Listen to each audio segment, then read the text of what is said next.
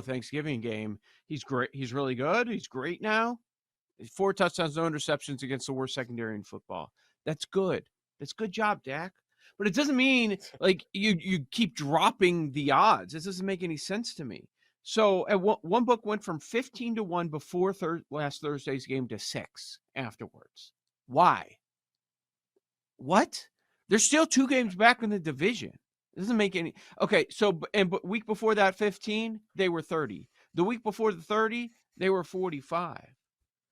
I don't know. I just don't understand it. Yes, we've gone too far. But I guess it's part of the reason is there's no strong favorite.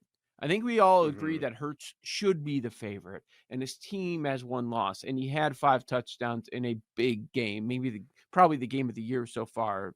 It was awesome. So he's a favorite, but he shouldn't be an odds-on favorite. He shouldn't be an even money favorite. And it's like we're waiting for Mahomes to have those crazy Mahomes games that we've been used to over the years. That's not happening. And also, Lamar, he's had a few duds. They win, but it was because of the ground game. It wasn't because of him. There's 0 Tua esteem. Unless I'm missing it. Like, I don't hear anybody talking about Tua anymore to the point where he's going to get MVP votes. So I guess that's part of it. Like, what's the hot name right now? There isn't a hot name. Like, we've kind of done the dance where, okay, it's this guy's week. Now it's that guy's week.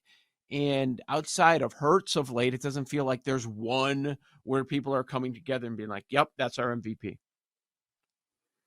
Stroud? No, I'm just joking. The Dak stuff, I mean, maybe it's also the fact that the Cowboys are such a public team and, they're on a winning streak. But my thing is it all Dak? I mean, I think you could make the argument that there's a lot of good players on that Cowboys team. I'm not sure Dak is the main reason that they are on this winning streak and seem to have, found some success and turned things around. He's a big reason, though. And he's a big reason because of his connection with CeeDee Lamb that has been unbelievable. Dak does get some responsibility when it comes to why CeeDee Lamb has been one of our picks for Offensive Player of the Year. And as far as I'm concerned, that is still very live.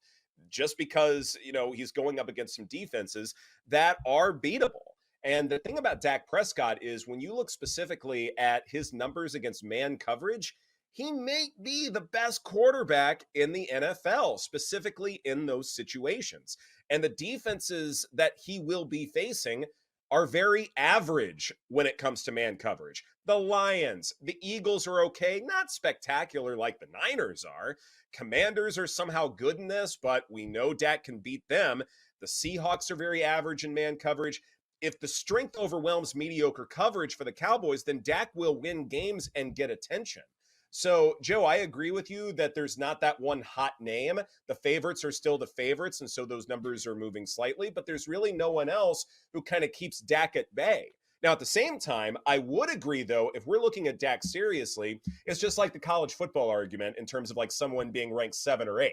Yeah, they need to win out, but they need help. I think for Dak Prescott to win the MVP, yeah, he might win out or come close to winning out, but he also needs help. And that help is Jalen Hurts sputtering in some way, whether he's hurt, whether the Eagles start to lose games, whatever that path might be, Dak can't do it by himself. He will need the Eagles to come back down to reality. If they do not do that, then it doesn't matter how well Dak is playing, Jalen Hurts is going to win this thing going away. Sack leader isn't always Defensive Player of the Year winner. Is there value at plus 175? Because it's a 3-player race right now, I would say it's priced about right. That as a co-favorite, basically with Garrett, that's priced about right. And TJ Watt also in that conversation. Now, eventually, yeah, you're right. Like maybe he has more sacks and then he ends up being the favorite. This is what I find most interesting about, and we talked about it with the NFC East, is this Cowboys thing. Like, a lot of times in awards, we talk about the New York bump. What about the Cowboys bump? If they win the division, what happens? If they win the division, Are they the one? Maybe. I don't think they have to be the one. If they win the division, is Dak the MVP? I think he is. If they win the divisions, is Parsons the defensive player of the year?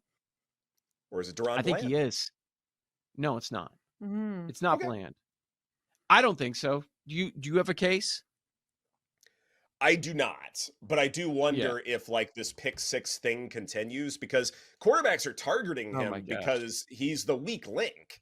Like it's not because he is the best defensive back and he's just able to make plays. No, they're targeting him because, you know, they like the one-on-one matchup and Bland is just making the most out of it. Like there's a reason why he wasn't starting the year at his position. So I would offer the case no. But again, this exercise is more about predicting what the voters are going to do. Do I think the voters believe that Deron Bland is a great player? I mean, if these pick sixes continue, then I guess he will get more love. But I'd like to think the voters are smart enough to put Bland's accomplishments in context. Yeah, he was 100-1 a week ago. Mm-hmm. I don't think so. I think there's a lot of people that are watching him on Thanksgiving and they saw that stat pop up about the pick sixes. They're like, who's that guy? And defensive player of the year, it's a very short list. It's a very short list of the best players in football on great defenses. Now Bland would be on that, but you're telling me he's more valuable than Micah Parsons? You're insane. Power rankings, the Georgia be one for me. I mean, you just got to respect the two-time defending champs, and you know, it was a rivalry game. I mean, they didn't play their best game of the season, but they've been on the ascent, blowout wins prior 2 weeks against Ole Miss and Tennessee. They'd be one. Believe it or not, people are going to think, oh, Michigan's got to be two. No, honestly, it's Oregon, slightly above Michigan right now. If you just look at, you look at basic metrics like yards per play margin, yards per game margin, points per game margin. Oregon is number one in the country in all of those categories and has played a tougher schedule than Michigan and Georgia. So I would favor right now Oregon over Michigan. Michigan be 3. I still have the Buckeyes 4, believe it or not. You know, change one play in that game, and then everyone's completely different, thought process on the Buckeyes. Alabama was 4, but I dropped them a little bit. I mean, they're a Hail Mary away from losing to Auburn. And they had some other close games throughout the season, so they'd be my 5th team. LSU would be 6. I think people would be surprised by that. Now, if I was a committee member, obviously you got to put Florida State up there. They haven't lost a game yet.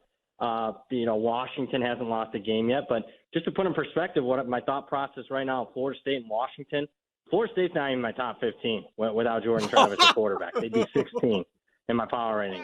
Wow. Washington's not even in my top 10. They're 12-0. They're 11th in my power rating. Yeah. They've won 8 straight games by 10 points or less.